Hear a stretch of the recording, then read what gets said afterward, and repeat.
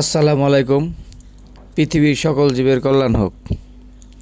এই ঘোড়াটার অবস্থা দেখে আমার একটি গল্প মনে পড়ে গেল। গল্পটি হলো, এক মহাজনের একটি ঘোড়া ছিল, একটি গাধা ছিল।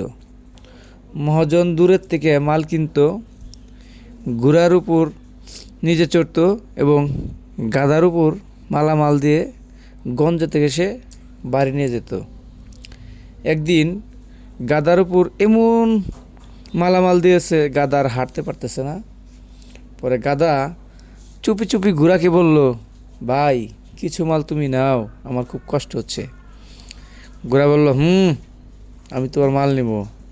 আমি দেখো না মহাজনটা পিঠে চড়ে নিয়ে যাই, তোমার মাল তুমি নিতে নাও।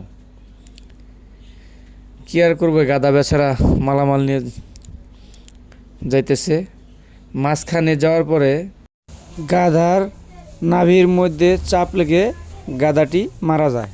তো ফাইনালি গাধাটি মারা গেল। মহাজন কি করবে? মহাজন কি মালামাল ফালিয়ে দিবে? না, কখনোই না।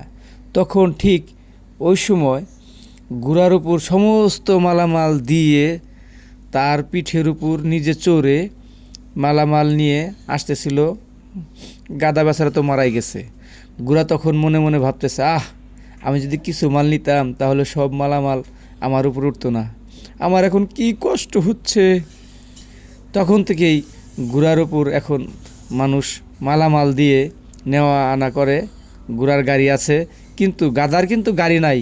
তো বন্ধুরা বলেন তো, আমরা এই গল্প থেকে কি শিখলাম?